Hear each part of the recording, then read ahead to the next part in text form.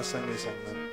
कह दिया महापुरुषों का संग करोगे तो मुक्ति का द्वार खुलेगा, और कामनियों का संग करोगे तो नरक का कपाट खुलेगा। वो बड़े भाग्यशाली हैं धरती पर जो स्त्रियों के बंधन में नहीं बंधे। ऐसा ही महात्मा ऋषभदेव कहते। जो नारियों के बंधन में बंध गए हैं वो तो फड़फड़ा रहे हैं, बड़े परेशान हैं, उन्हें दिक्कत है समाज में कहीं पुल न खुल जाए, कहीं बदनामी ना हो जाए। ग्रंथ कहता है पराई नारियां आपका धन, आपका सम्मान और आपका प्राण ले ले, इनसे बच कर के रहिए। 100 सांप एक साथ डस ले व्यक्ति बच जाएगा, पराई नारी ने जिसे डस लिया दुनिया में उसको कोई बचाने वाला नहीं है। और आप स्त्रियों के चंगुल में, जो स्त्रियां पराये पुरुषों के चंगुल में नहीं फंसी, उनसे बड़ा धनी, उनसे बड़ी देवी, उनसे बड़ा देवता कोई नहीं है। धरती पर अपराध बहुत है, इससे बड़ा कोई अपराध भी नहीं। अपने आप को बिल्कुल संभाल करके रखिए। भागवत कहती है मैं सेवाम द्वार महर्द मुक्ति, महापुरुषों की सेवा करोगे मुक्ति का द्वार खुलेगा। कामनियों के चक्कर में फंस गए तो जिंदगी जी मर जाओगे। ये भगवान शब्देव अपने बच्चों को, ये संस्कार दिए जा रहे हैं, आज ये सब संस्कार भुला दिए गए। पहले लोग डरते थे कहीं हमारे मम्मी पापा को पता न लग जाए, मार पड़ेगी, ठुकाई होगी, बदनामी हो जाएगी। और आजकल तो बच्चे कह देते हैं कि उसी लड़की के साथ विवाह करूंगा, नहीं तो मर जाऊंगा, घर छोड़ के चला जाऊंगा। ये कथा संदेश देती है।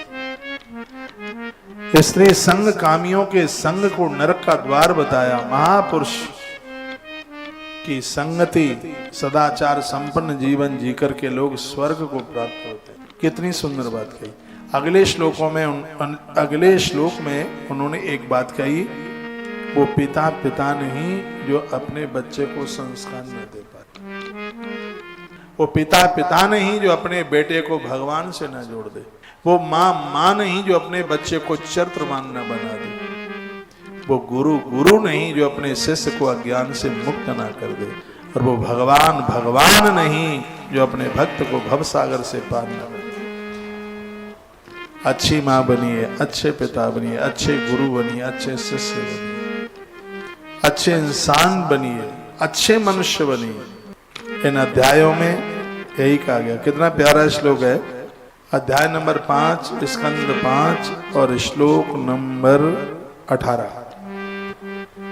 लिखा है गुरुन सस्यात् सुजनोन सस्यात् पितान सस्यात् जननीन सस्यात् देवन्न तस्यांत पतिश्च सस्यान मोच यद्दे समुपेत मृत्यु।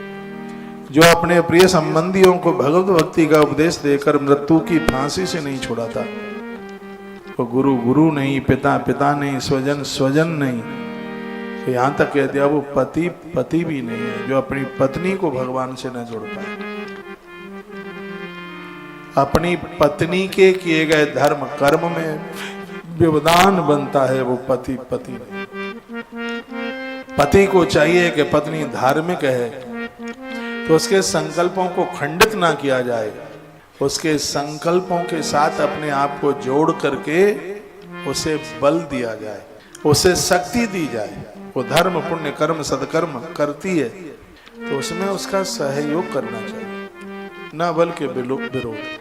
ज्यादातर ऐसे ये मनुष्य लोग कह देते हैं कि तुझे ये सभी कुछ करना था है तो मीराबाई बन जाती, विवाह काहे के लिए, ऐसा बोलते हैं। ग्रंथ कहता है कि आप पति है और पति वह है जो पत्नी को पतित न होने दे, पति वह है जो पत्नी को किसी के सामने हाथ न फैलाने दे, इतना कर्मठ बने, इतना कमाऊ बने तो उसकी पत्नी उसके बच्चे किसी के सामने मुंह चिता न बने, किसी के सामने हाथ ना फैलाना पड़े। आपके होते सुदामा बहुत रोए। पत्नी ने पूछा काहे को रो रहे हो? कहा मैं इसलिए रो रहा हूं कि मैं तेरे लिए कुछ कर नहीं पाया, मेरी वजह से तू दुखित रही। लेकिन पत्नी की मांगे नहीं होती। पत्नी वह है जो अपने पति को अच्छे लोगों से जुड़ने को बोले। यही मत कहिए कि बस मेरे भाई से जुड़ जाओ, मेरे माँ बाबू जी से जुड़ जाओ। तो अच्छे इंसान हैं, अच्छे महापुरुष हैं, महात्मा हैं, सज्जन लोग हैं। सुशीला ने यही तो किया था। सुशीला ने अपने पति को कहा द्वारका में भगवान रहते हैं और वो बहुत बड़े ब्राह्मण भक्त हैं, वो गौ भक्त हैं, और हमने सुना है कि वो तुम्हारे बचपन के मित्र हैं और आप उन्हें भूल गए हैं। एक बार उनसे मिलने को, उनके दर्शन करने के लिए श्री द्वारका चले जाइए। यह नारी का धर्म है, अपने पति को अच्छे लोगों से जोड़ने की कोशिश करती है वो नारी। आप में ऐसी बहुत माताएं जिन्होंने अपने सास ससुर को गुरुओं से जोड़ दिया, पति को गुरुओं से जोड़ दिया, बच्चों को गुरुओं से जोड़ दिया, अच्छे लोगों से जोड़ दिया। यही तो नारी का धर्म है।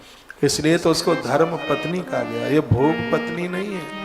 जिस दिन यह नारी नहीं होगी उस दिन धरती फट जाएगी, रसा रसातल चाहिए तब ही ये खत्म हो जाएगी। जिस दिन नारी की पवित्रता नहीं रहेगी, धरा बांझ रह जाएगी, अन्न पैदा नहीं होगा, नदियां सूख जाएंगी, पीने को पानी नहीं मिलेगा, अग्नि बुझ जाएगी और देवता वर्षा करना बंद कर देंगे। जिस दिन नारी नहीं रहेगी, मैं पढ़े लिखों को कहना चाहूंगा, नारी को कभी अपवित्र मत समझना। जिस दिन नारी अपवित्र हो जाएगी उस दिन तो नदियां भी पवित्र नहीं रहेंगी। नारी से पवित्र दूसरा कोई नहीं हो सकता। नारी इतनी पवित्र है कि निर्गुण उसका बेटा सगुण बन जाता है, राम बन के पैदा होता है, कृष्ण बन करके पैदा होता है। जब गंगा मां धरा पर आ रही थी, सुनिए, तो गंगा जी ने भगीरथ को कहा कि पापी मुझ में नहाएंगे, मैं अपवित्र हो जाऊंगी, कैसे धरती पर चलूं? ये मैं प्रमाण दे रहा हूं नारी कितनी पवित्र है। तो गंगा जी ने कहा मैं अपवित्र हो जाऊंगी, पापी लोग मुझ में डुबकी लगाएंगे, पाप से मैं लद जाऊंगी।